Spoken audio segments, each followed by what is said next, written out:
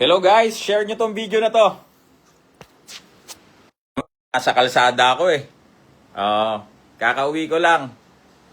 At yung mga tropa nating mga social media influencer, ang dami nang nagko-comment at mag-live ka na, mag-live ka na. Mga kaibigan, yun po ang ano sa akin. Pero ito, magla-live po ako ngayon. Hindi ko alam kung anong ni Carl James Martin pero si Coach Abel, yung father niya, nagkausap na kami. Okay, so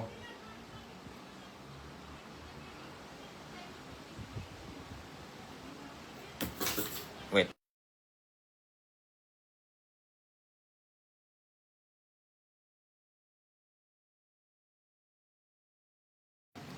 Okay, iyon guys. So ganito kasi yan, si Coach Abel Martin po, kasama po namin yan sa Manny Pacquiao Promotions, mga kaibigan. And INC po sila. Yung mga video ko po kanina regarding INC, kung papanoorin po ninyo, well, hindi naman daw napanood ni Coach Abel. May mga nagsabi lang daw, ganyan. Pero sabi ko kay Coach Abel, Coach, kung papanoorin mo yung video ko, sabi ko pa doon, with all due respect to INC, I will never attack or I will never destroy the reputation of the institution of Iglesia ni Cristo. Ang pinupuna po natin doon yung nag-cause ng traffic, yung naghambalang ng basa sa EDSA. Hindi po natin ina-attack the institution itself. Eh di sana nagalit din sa akin yung mga kamag-anak kong INC, sila Uncle Junior, Lontayaw sa Japan. 'Di ba? I will never attack the institution itself. Okay? Regardless, mga kaibigan, in this world, hindi po naman tayo magkakaparehas ng political opinion. Okay? Pero ibig bang sabihin, pag, let's say, ang dami namin sa MP promotion, sa Limbawa, madami dyan from Visayas and Mindanao, maka Duterte. Ako maka-admin. Pero hindi po kami mag-aaway. Di ba? Hindi naman po kami mag-aaway. Bakit? Yung mga diferensya naman po ng political opinion, dun lang po yun, political opinion, sa amin lang mga isip yun, but not to the point na, di ba, tawag dito, pe-personalin na namin, magagalit na talaga ng personalan, no. Di ba? In this world that the differences of political opinion is inevitable, we should learn how to agree to disagree. Di ho ba? Well, tinawagan ko na ho si Coach Abel Martin dahil ngayon ko lang nabasa yung mga post, including kay Carl. Okay? Kami po, magkaisa kami sa boxing team eh. So, yun bang political opinion differences? Yun nag-usap kami. I understand kung ano yung pinaglalaban nila. Kung kami man po ay, tawag dito, hindi sumang-ayon sa ilang naging sanhi ng nagawang rally, yun naman ang sinabi na, Sir Coach, we respect your kung ano man ang pinaglalaban nyo. Kami naman po, nagpahayag lang din kung ano yung naging effect doon sa rally. But we are not disrespecting the INC institution itself. Kaya nagkaunawaan na po kami doon. Diba? So yun lang mga kaibigan. Let us learn how to agree to disagree. Dito po sa mundo na ito, hindi naman po porket may political opinion ako, dapat yung political opinion nyo, ganun na din. Diba? Ganun lang yun mga idol. Yun nga yung sinabi ko kasi nung una pumitik din ako Sabi ko nung una, although okay na Coach, babanggitin ko lang, sabi ko nung una, Coach, sige Coach, punta ako dyan, sapukin mo ako. Di ba? Kasi napakadali magsalita ng ganyan, but we are all, di ba, mga licensed professionals in this industry. Pag may mga ganyan, unbecoming yan of a licensee. So, 'di ba? Well, I took the higher road, 'di ba? Hindi ko naman na para anuhin pa 'yon na i-take it na personal sobra na Hindi naman. I understand na siguro may yung sa relihiyon nila or yung sekta or samahan nila may mga pinaglalaban ngayon. So baka mainit nga siguro ang ulo. 'Di ba? O di sige, okay lang. Pero ganun mga kaibigan.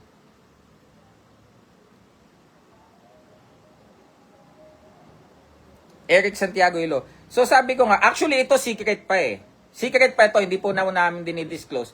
Inaayos po namin ngayon yung laban ni Carl James Martin kay Picasso sa Saudi. So, yun nga yung Yun nga yung sinasabi ko. So, Coach, actually busy kami ngayon. Ginagawa yung laban ni Carl kay kay Picasso sa Saudi, tapos sasabihin nyo, sasapukin mo ako? Dahil lang sa differences ng political opinion? Di ba? Oh, yun naman, nagkaunawaan na. Kasi minsan, pagka highly emotional, di ba, dun po nagkakaroon ng minsan, nakakapagbitiw ng salita eh. Di ba? Ako naman po, kung ako po'y sasapukin ng ganyan, tapos kasamahan ko pa sa boxing, bibigay ko yung kaliwa kong pisngi, pati kanan.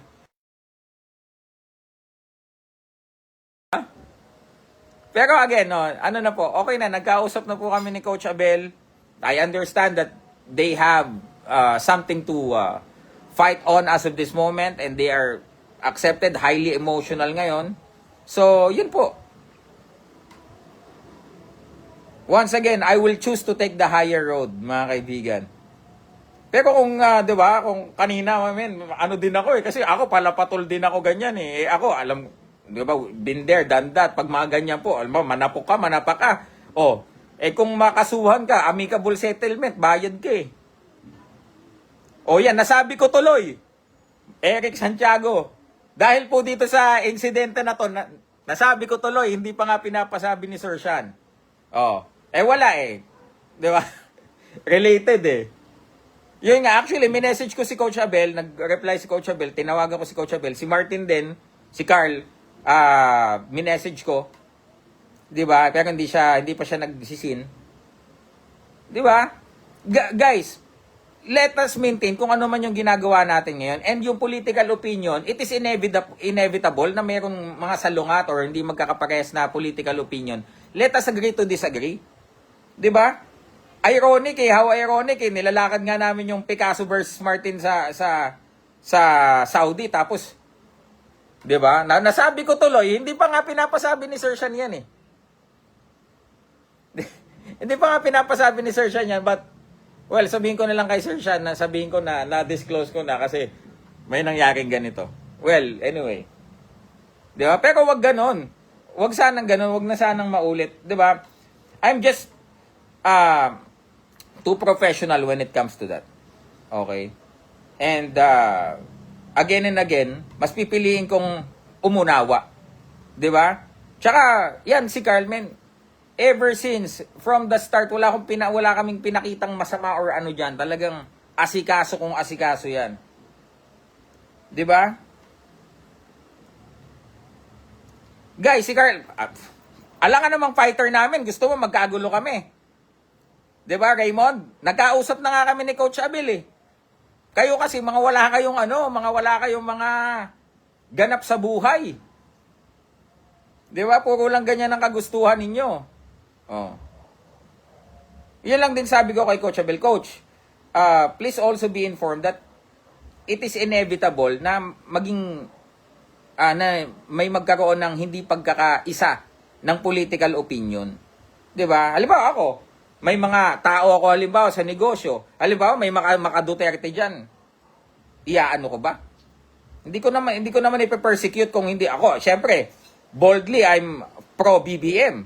'Di ba? Hindi ko naman halimbawa may project kami, may event kami. Iisa-isahin ko ba doon? May ano doon? Kung dapat lahat pro BBM, kung may pro Duterte doon, it's fine.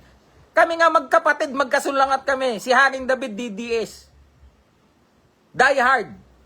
Ako po maka-BBM. But we agree to disagree.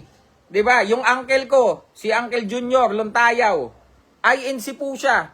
Actually, nakikita niya pa yung mga post ko. 'Di ba? Pero we agree to disagree. I respect his position. He respects my opinion too. Kasi ang opinion hindi mo control diyan 'Di ba ho? Alam ko mga kangkong fan, hindi nyo naman arok yung pinag-uusapan namin ngayon. Yung inevitable differences of political opinions. Hindi nyo naman maiintindihan yan. Puro lang kayo. Palagka nga dito. Bira. Guys, pasensya na sa mga DDS kung hindi kayo makarelate pasensya na sa mga kangkong nation kung hindi kayo makarelate. And, ito nilinaw sa akin ni Coach Abel, hindi naman daw sila DDS. Hindi sila DDS. So kung ang usapin is yung pro Duterte versus Marcos, hindi doon, labas doon.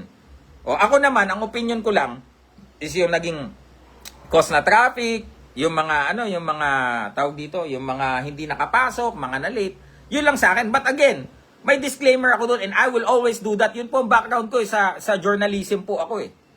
'Di ba? We are not to disrespect or attack the institution itself. The effects lang. But the institution, wala pa ako, nandyan na yan eh. 'Di ba? Sino tayo para kumbaga parang sabi ni coach, na na-feed lang siya ng too much nung mga nagsabi sa kanya. Kasi kilala na taga-boxing ako, taga-boxing sila, and we are under one umbrella. Oh. 'Di ba? Nagkausap kami na nung tatay, Jonas Ruiz, ni Coach Abel. Oh, siguro na lang sila, na overwhelm lang sila nang sabi ng mga iba, pero hindi nila napanood yung video ko. 'Di ba ho? Ben Sala. Ano mi sa Kuragi, mag-set ka na lang ng araw. What you mean? Sino tong Ben Sala na to? Sino to? Babayaran kita 50k para masapok niya, please. Oh, sige! Sige, Makmak, PM me. Dali, PM mo ako ngayon, bibigay ko sa iyo yung Gcash ko. Sige ba? O, 50 mil, pang gas din yan. O, sige. Di ba? Alam nyo kasi, minsan, di ba? Ako po, pipiliin ko pa rin ang umintindi. Di ba? Kasi, kung ako po na mas nakakaunawa, patulan ko po yung ganyan na na mga salitaan. Hindi naman po yung image ko masisira eh. Wala po akong imaheng pinoprotektahan. Ako po talagang kung ano po ang alam kong tama, yun ang aanuhin ko. Pero po si Carl, yun ang we are protecting him. We are still protecting him. Kahit po magsalita siya ng ganyan sa akin, 'di ba? We are actually working to for his fight to materialize versus Picasso. Di ho ba? Yes, Roberto Marcos. Yan ang ating target. Huwag na daw mag-explain, sasapukin ka na daw ni Carla Miss Martin. Pwede! Oh, gusto mo, bigay ko pa to. 'Di ba? Pero nagkausap na nga kami ni Coach Abel Martin. Gets nyo? 'Di ba? Pero kung gusto nyo pa rin ituloy yan, pwede. Oh.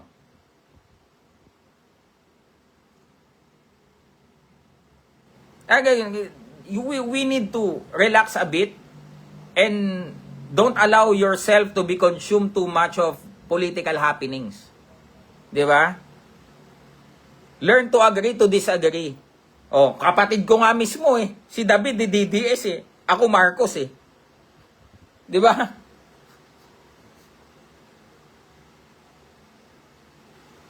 Ganun ho yun.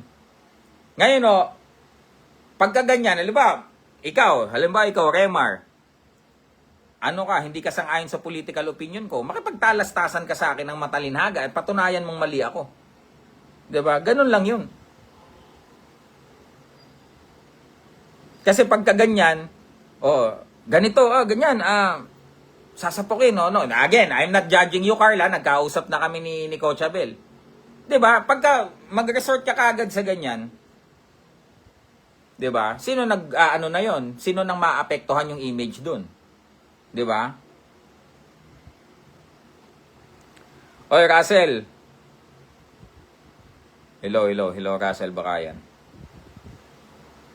Hype na hype sa SB. Yun nga, kaya pinaliwanag ko din kay Coach Abel. Coach, if you will watch my video, may pa ako doon, disclaimer, 'di ba? With all due respect sa Iglesia, sa INC. Yun pa yung sinabi ko doon. Ang aking tinalakay doon yung traffic sa EDSA. Yung nagharang ng bus sa bus lane. Yun ang inano ko doon. Tsaka, do you think me na may journalism background will do that? Hindi naman kami yung mga DDS na mga fake news peddlers, ganun umatake.